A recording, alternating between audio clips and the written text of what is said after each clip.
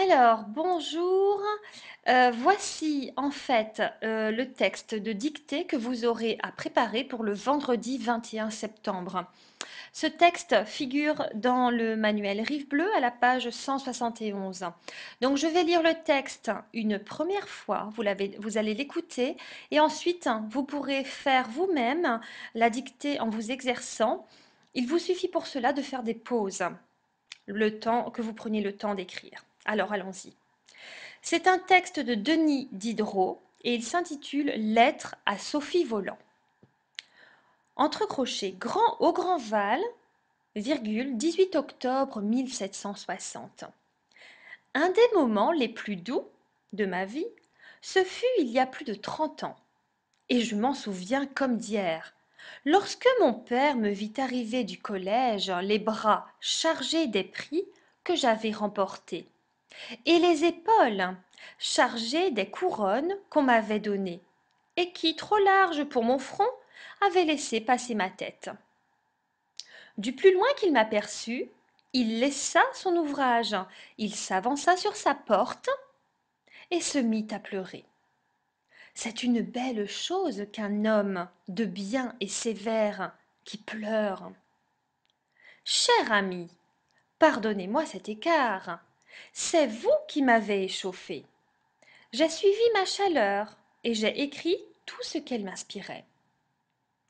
Denis Diderot, Lettre à Sophie Volant, 1760.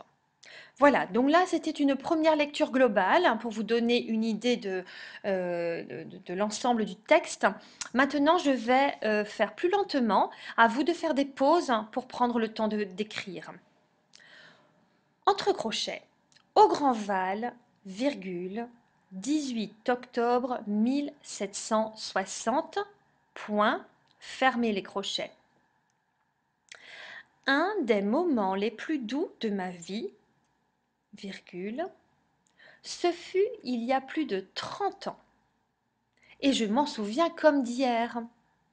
Lorsque mon père me vit arriver du collège, les bras chargés des prix que j'avais remportés, virgule, et les épaules chargées des couronnes qu'on m'avait données, virgule, et qui, trop larges pour mon front, virgule, avaient laissé passer ma tête.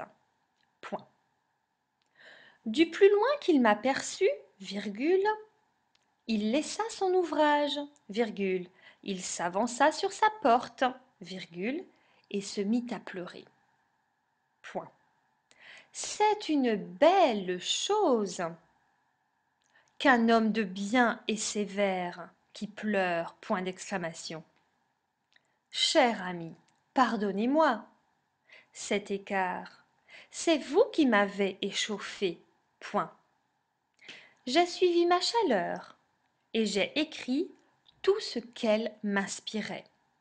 Point final. Denis Diderot, lettre à Sophie Volant, entre parenthèses 1760. Voilà, alors je vous souhaite bon courage, exercez-vous encore et encore jusqu'à ce que ce soit parfait pour la dictée du vendredi le 21 septembre. Merci, à bientôt.